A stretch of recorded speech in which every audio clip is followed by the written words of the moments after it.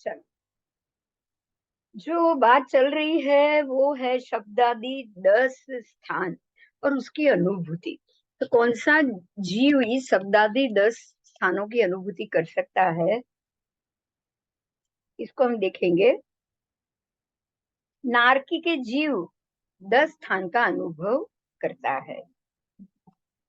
जैसे कि अनिष्ट शब्द का अनुभव करता है, अनिष्ट रूप का अनुभव करता है, अनिष्ट गंध। उसको जो भी मिलेगा शब्द के 10 के 10 रूप वो अनिष्ट ही मिलेंगे। शब्दादि सारे जो 10 पुद्गल की रूप, गंध, स्पर्श, वर्ण, फिर अनिष्ट रस, बराबर, और अनिष्ट स्पर्श, बराबर, वर्ण, गंध, रूप, रस, स्पर्श, ये पांचों जो उसको मिला वो सारा अनिष्ट। फिर अनिष्ट गति मिली भी, वो भी अनिष्ट गति। फिर क्योंकि नार की अनिष्ट ही होती है, इसलिए नार की नरक गति भी अनिष्ट हो गई। अनिष्ट स्थिति, क्योंकि बंधन में है, वो कुंभी में से बाहर भी नहीं निकल सकता है, इसलिए स्थिति भी अनिष्ट हो गई। अनिष्ट लावण्य, उसका शरीर, उसका रूप भी अनिष्ट है।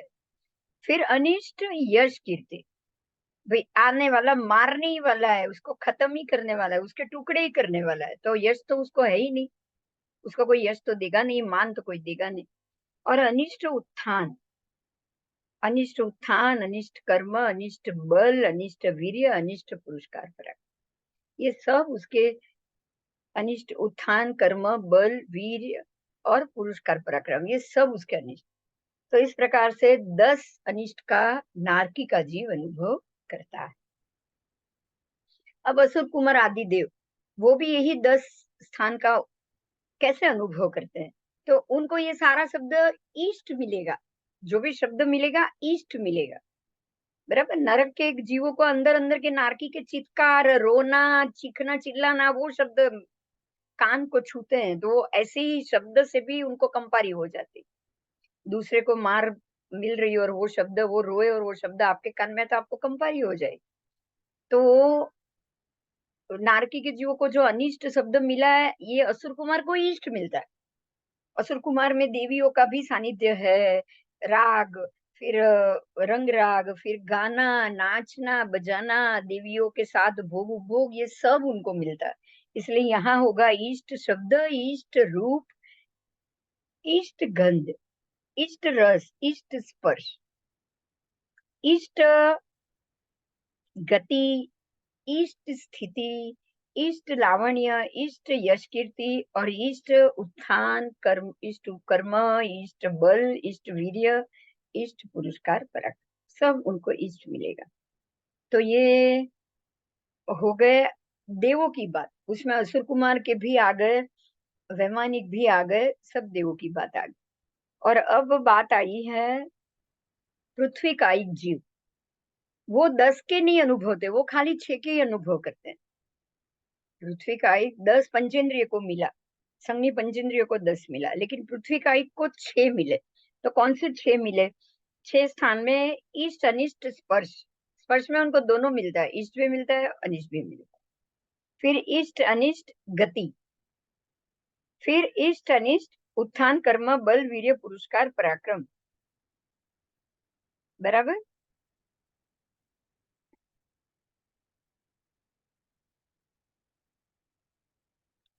फिर जो आ गई बीच में ईस्ट अनिष्ट स्थिति, ईस्ट अनिष्ट लावण्य, ईस्ट अनिष्ट यश कीर्ति। तो इस प्रकार से 6 भेद उनको हो गए, बराबर, क्योंकि वर्ण, गंध, रूप, रस, स्पर्श तो उनको है ही नहीं, वो पांचों उनको नहीं है, ठीक है, इसीलिए।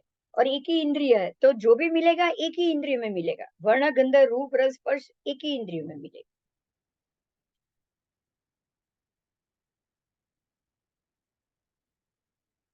अब बे इंद्रिय को 7 स्थान मिल गए, तो 7 स्थान में कौन सा हुआ? तो ईस्ट अनिष्ट रस, रस उनको जरूर मिला। देखिए, रस मिला, ईस्ट अनिष्ट स्पर्श मिला, ईस्ट अनिष्ट गति मिली, ईस्ट अनिष्ट स्थिति मिली, ईस्ट अनिष्ट लावण्य मिला, ईस्ट अनिष्ट यश कीर्ति मिली और ईस्ट अनिष्ट उत्थान, कर्म, बल, वीर्य, पुरस्कार, पराक्रम मिली, बराबर। तो उनको ये 7 मिला। फिर तेन्द्रिय को 8 मिला। तो कौन सा 8? तो अब ये गंध से शुरू होगा, ते इंद्रिय है, तो गंध से शुरू होगा, तो इष्ट अनिष्ट गंध, इष्ट अनिष्ट रस, इष्ट अनिष्ट स्पर्श, इष्ट अनिष्ट गति, इष्ट अनिष्ट स्थिति, इष्ट अनिष्ट लावण्य, इष्ट अनिष्ट यश कीर्ति, इष्ट अनिष्ट उत्थान कर्म बल वीर्य पुरस्कार पराक्रम। तो इस प्रकार से 8 स्थान की अनुभूति होती है। अब आइए चौरिंद्रिय की बात, तो चौरिंद्रिय को 9 स्थान की अनुभूति होगी, तो वो हुई स्रोत चक्षु से शुरू होगी चौरिंद्रिय को। क्या? तो इष्ट अनिष्ट रूप, फिर इष्ट अनिष्ट गंध, इष्ट अनिष्ट रस, इष्ट अनिष्ट स्पर्श। तो 4 इंद्रिय उनकी हो गई चौरिंद्रिय में।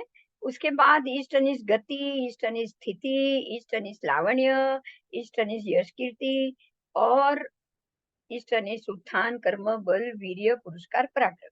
तो इस प्रकार से 9 स्थान का वो अनुभव करेगी, बराबर। और तिर्यंश पंचेंद्रिय 10 स्थान का अनुभव करेगी।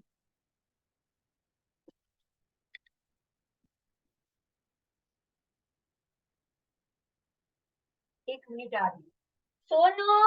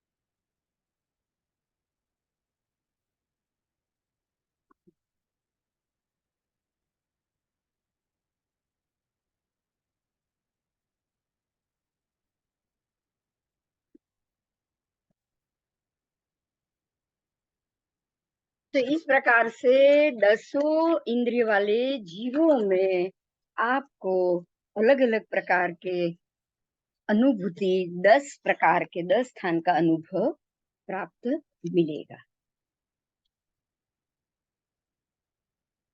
आगे देखेंगे।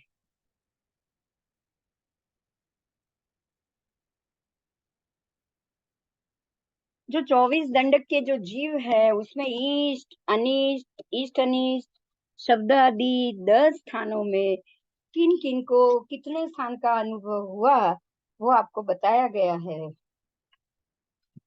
इसी में आगे लोक के एक क्षेत्र में रहे पुद्गल समान स्वभाव वाले होते हैं। लोक के किसी भी एक क्षेत्र में रहे पुद्गल समान स्वभाव वाले होते हैं, तो भी प्रत्येक जीवों को अपने अपने कर्म अनुसार अलग अलग संयोग प्राप्त होते हैं। अब जैसे कि अपकाय की बात हुई, तो अपकाय यानी कि पानी इतना बड़ा समंदर है, इतने लाख योजनों का भी समंदर हो, लेकिन सब सब पुद्गल एक समान आ गए, पानी तो सबका एक जैसा आ जाएगा। लेकिन वो पानी में रहते रहते एक मछली को भी अलग अलग सभी 10 के 10 शब्दादि का अनुभव होगा, प्राप्त होगा। तो यहाँ ये बताया गया है। अब जैसे नारकी का जीव, वो तो एक ही कुंभी में बंद पड़ा हुआ है, एक ही स्थान में कितने वर्षों तक रहेगा, लेकिन उसको भी वहां कर्म के अनुसार अलग अलग परमाधामी देव हो या अलग अलग एक ही भूमि, एक ही हो, सब एक ही हो, लेकिन फिर भी अलग अलग शब्दादि 10 का उसको सुख और दुख का अनुभव होगा, क्योंकि हर एक को अपने कर्म के अनुसार वहां भी एक ही स्थान में भी एक ही पर्याय में भी उनको अलग अलग वर्णगंध रस स्पर्श का अनुभव हो जाएगा, बराबर। तो यहाँ ये बताया गया है क्यों, ऐसा क्यों नरक में रहने रूप अथवा नरकाई रूप अनिष्ट स्थिति है, शरीर बेडोल है, उसका लावण्य अनिष्ट है, अपयश अपकीर्ति रूप नारकों को अनिष्ट यश कीर्ति का अनुभव हो रहा है, बराबर। और वीर्यांतराय कर्म के क्षयोपशम से उत्पन्न हुए उत्थान आदि भी उनको अशुभ ही है। लेकिन फिर भी प्रत्येक जीव को अपनी अपनी समझ, अपने अपने सम्यक दर्शन या अपने अपने मिथ्यात्व के अनुसार सबको अलग अलग अनुभव ही होगा, अलग ही होगा। पहली नारकी में सैनिक राजा है, पहली नारकी में वो दूसरे जीव भी है, पर जो सैनिक राजा है वो सम्यक दृष्टि है, उनको जो अनुभव और अनुभूति होगी उसी के कंपेयर में अन्य मिथ्यात्वी नारक के जीवों को अलग ही अनुभव प्राप्त होगा। तो ये कर्म संयोग के अनुसार हो गया, परिणाम कर्म संयोग के ऊपर ही अलग होता है। ऐसे ही पंचेंद्रिय में भी यही होगा, बराबर। तो इस प्रकार से हमने ये कैसे एक एक इंद्रिय में एक एक स्थान बढ़ रहा है उसको देखा। देवों की गति, जो भी महर्द्विक है, जो भी वैक्रिय लब्धि वाले हैं, वो कैसे गति करते हैं, तो वो बाहर के पुद्गलों को ग्रहण करेंगे, उससे अपनी स्पेशल शक्ति का विपूर्वण करेंगे। रिद्धि प्राप्त हुए हो वो ही, अगर वो रुद्धि नहीं है तो वो कैसे पुद्गल को ग्रहण ही नहीं कर सकते, तो अलग से शक्ति उनको नहीं मिलती। तो इस प्रकार से वो अपने अंदर अलग सी शक्ति का प्रादुर्भाव करते, पुद्गलों को ग्रहण करके विशिष्ट शक्ति प्राप्त करते, बराबर। और उसके बाद या कोई दीवार को उल्लंघन करना है या असंख्य द्वीप समुद्र को उल्लंघन करना है, वो उल्लंघन कर सकते, अन्यथा नहीं, अन्यथा नहीं। तो इस प्रकार से वैक्रिय लब्धि का यहाँ महत्व बहुत अच्छे से बताया गया, बराबर। क्योंकि देव भी बाहर के पुद्गल को ग्रहण किए बगैर कुछ भी उल्लंघन नहीं कर सकते, कोई भी शक्ति का प्रादुर्भाव वो नहीं कर सकते।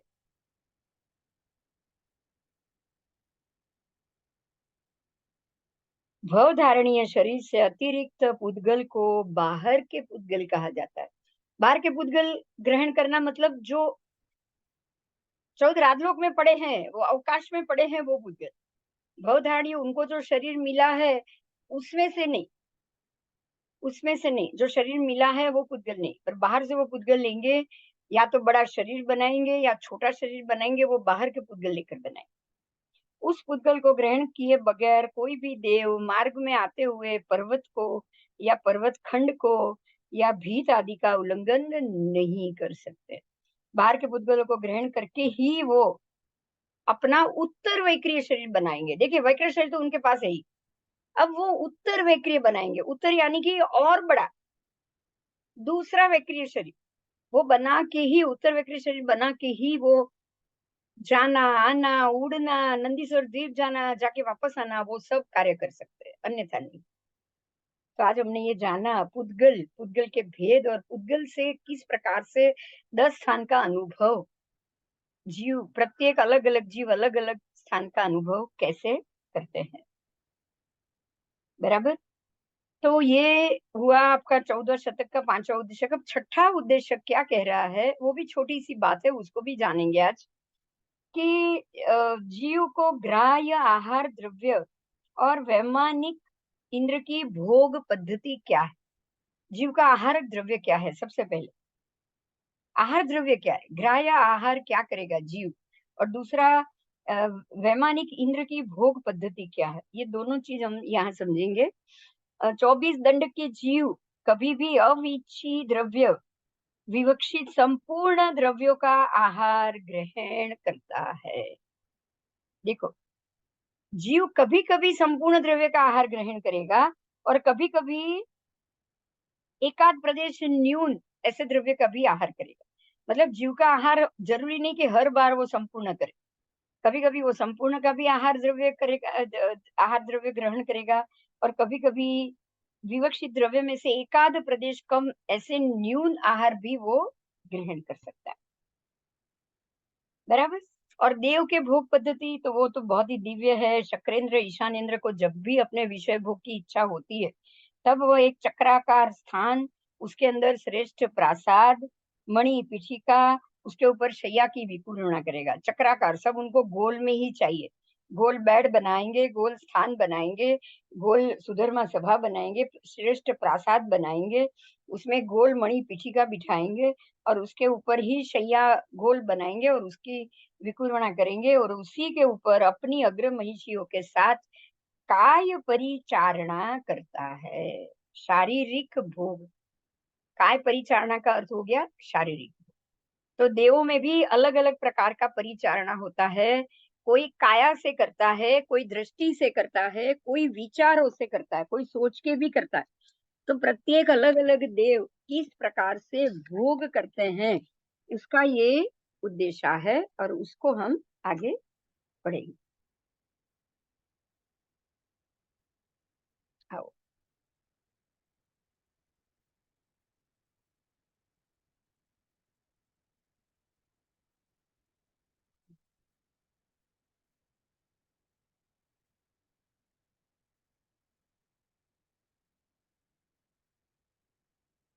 चलो, सबसे पहले हम आहार की बात करेंगे कि आहार का क्या अ, बोला गया है। तो पुद्गल गौतम स्वामी ने प्रश्न किया कि नारकी के जीव क्या आहार करते हैं, किस प्रकार से वो आहार खाया है वो उसका परिणमन करते हैं, पचाते कैसे हैं, और उनकी योनि उत्पत्ति स्थान क्या है नारकियों का, बराबर, उनकी स्थिति, नरक की स्थिति का कारण क्या है। बहुत सारे प्रश्न आ गए हैं, उसके सारे जवाब भगवान ने दिए हैं कि नारकी के जीव पुद्गलों को आहार ग्रहण करते हैं और उसको पुद्गल के रूप में ही परिणमन करते हैं, बराबर। पुद्गल ना का आहार करते हैं, जो पुद्गल होता है उसी का आहार करते हैं, पुद्गल द्रव्य, बराबर, उसी का वो आहार करेंगे। अब पुद्गल द्रव्य उनको तो हवा में से खींचना है, उनको खाना तो मिलेगा नहीं, या हवा से खींचेंगे या प्रयोगजन्य, प्रयोगजन्य मतलब किसी और नारकी का जो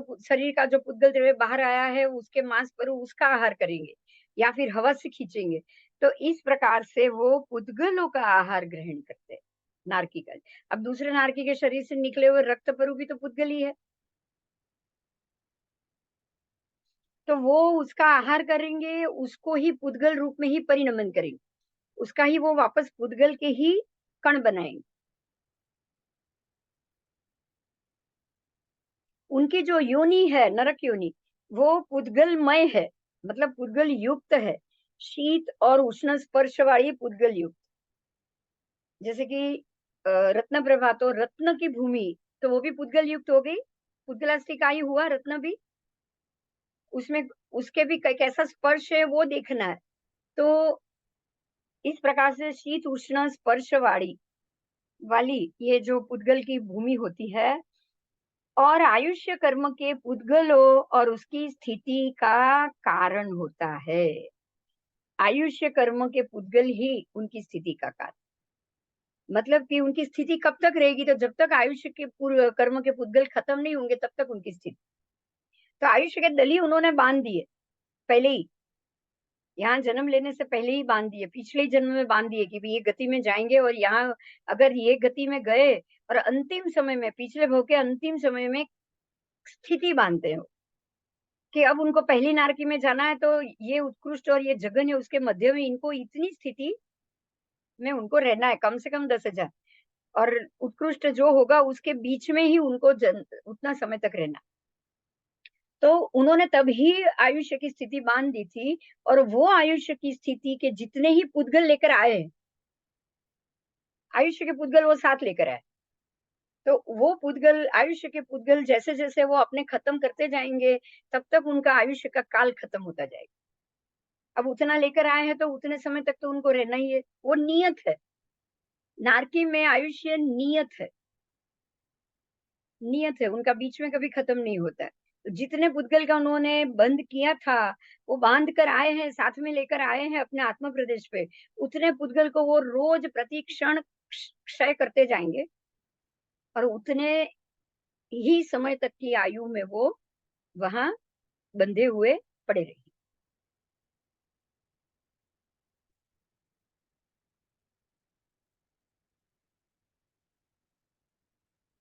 बंध के द्वारा उस कर्म रूप पुद्गलों को वो प्राप्त करते हैं, जब वो बंद किया तभी कर्म रूप पुद्गलों को उन्होंने प्राप्त कर लिया। और उसके नायरिक पणा अथवा कर्म बंध का कारण भी कर्म ही है, बराबर। पिछले जन्म के जो उसके जो कर्म है, वो कर्म के हिसाब से उनके आयु की गति निश्चित हुई, गति निश्चित हुई, गति निश्चित हो गई, अंतिम समय में स्थिति निश्चित होगी। नरक गति हो गई, पर अभी समझो कि 3 सागरोपम की आयु है, तो वो दूसरे तीसरे नरक से ज्यादा आगे नहीं जाएंगे, तो स्थिति नक्की होगी।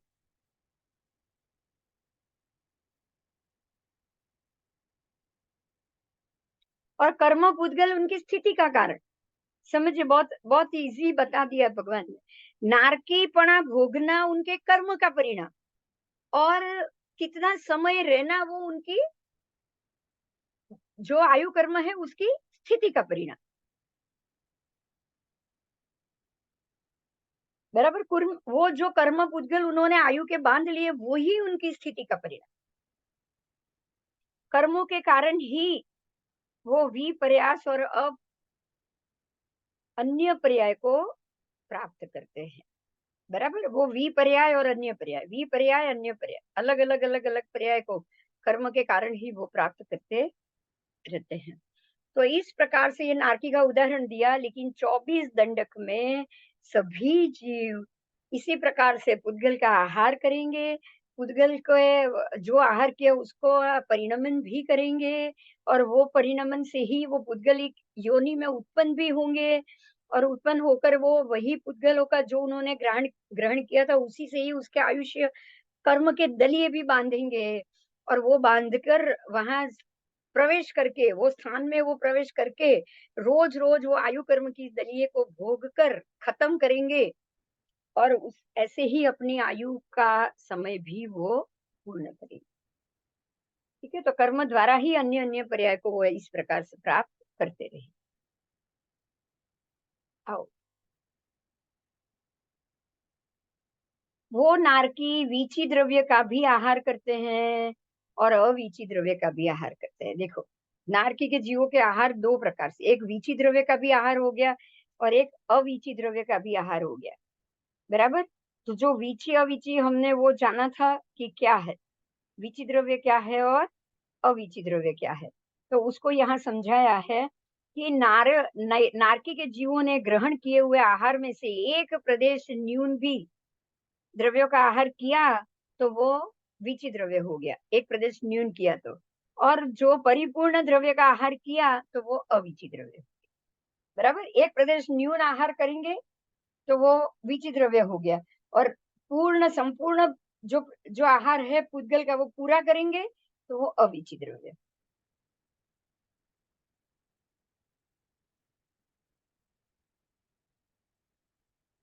अब ये जो आहार है, विचि द्रव्य आहार, अविचि द्रव्य आहार, वो नारकी से लेकर वैमानिक देव तक के सभी नरक और गति और वैमानिक गति के जीवों को होगा। ये वैक्रिय शरीरधारी जीवों के लिए बताया।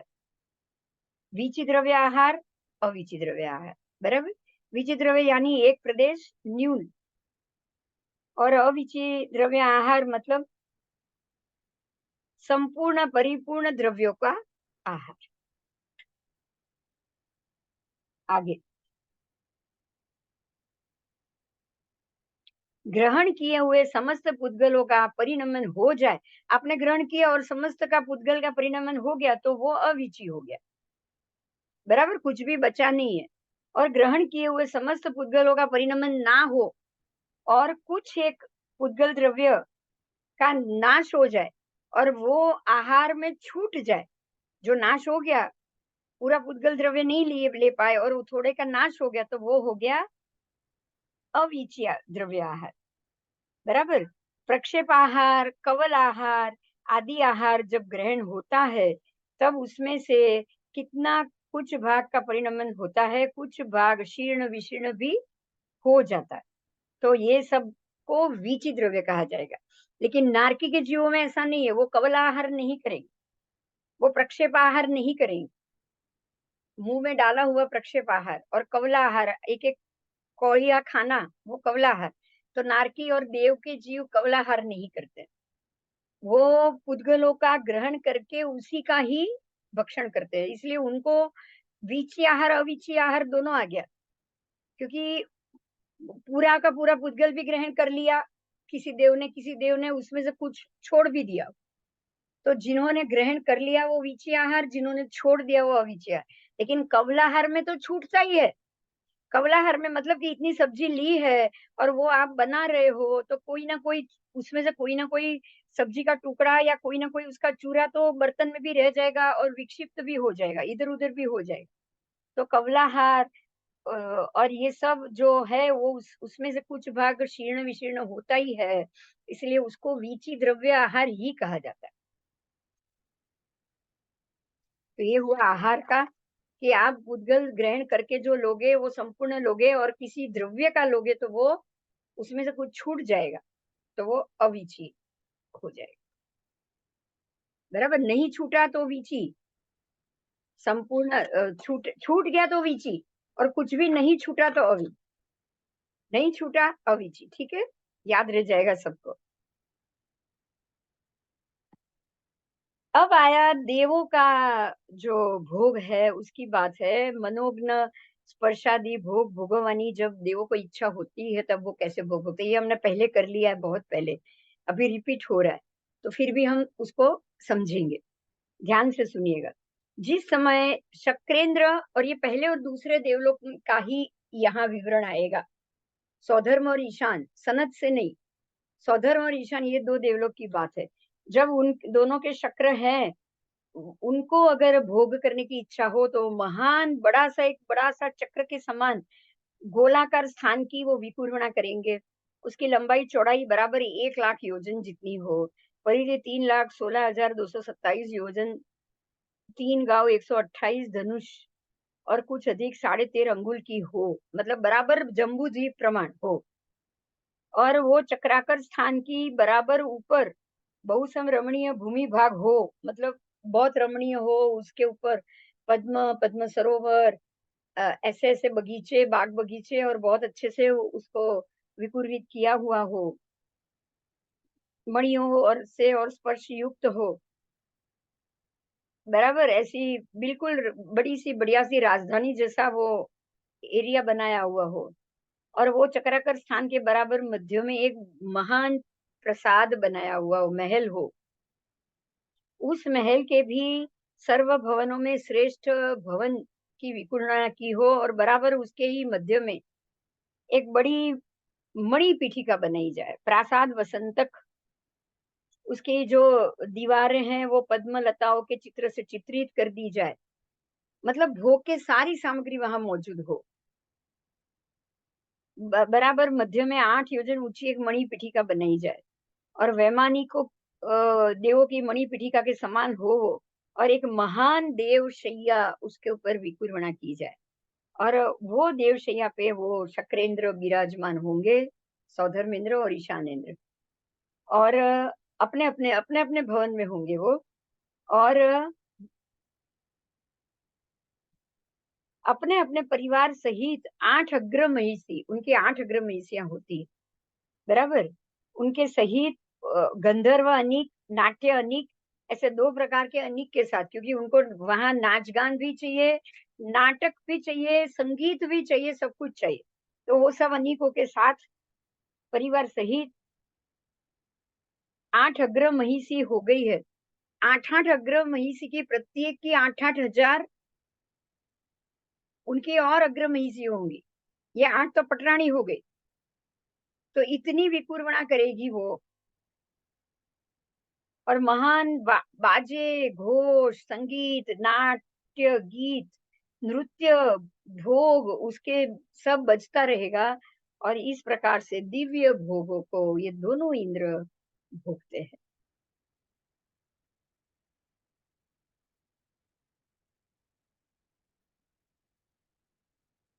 अब इनका काय प्राविचार होता है, मतलब कि ऐसे देव काया से भोग भोगेंगे, ये अपनी काया सहित भोग भोगेंगे।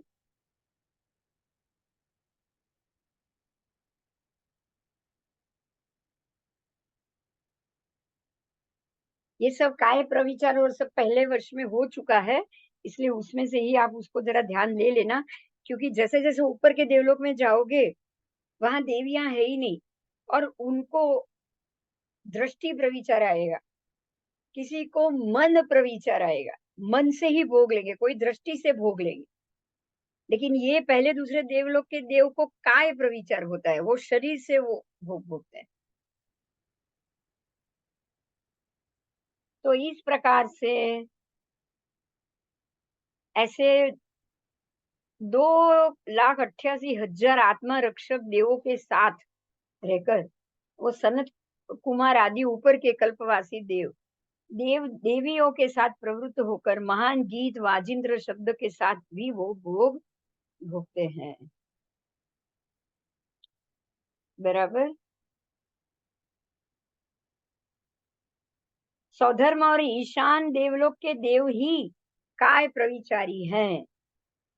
बराबर। सनत कुमार सनत महेंद्र देवलोक के देव सिंहासन की ही विकुर्वणा करते हैं, देवशया की विकुर्वणा नहीं करते, क्योंकि वो तीसरे चौथे देवलोक के इंद्र मात्र स्पर्श मात्र से ही विषय भोग कर लेते हैं।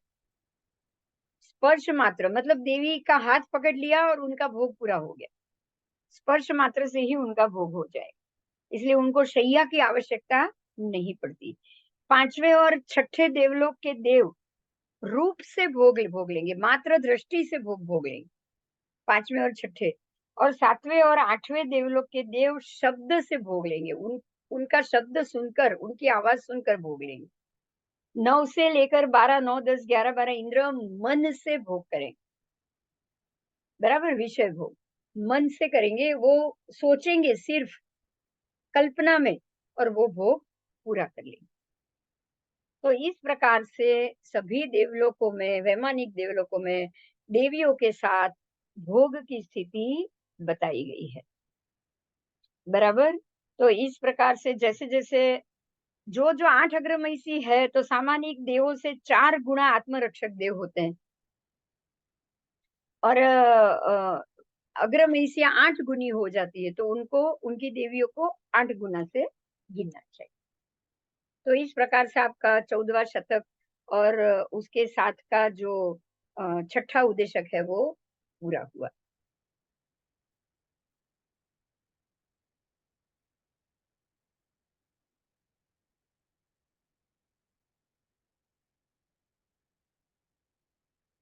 अब आगे का जो टॉपिक है वो गौतम स्वामी और भगवान महावीर स्वामी के केवल ज्ञान, और उसका टॉपिक है, तो टॉपिक ही अलग हो रहा है, तो उसको हम कल करेंगे। तो कल यही टाइम पे मिलेंगे। ठीक है। जय जिनेन्द्र।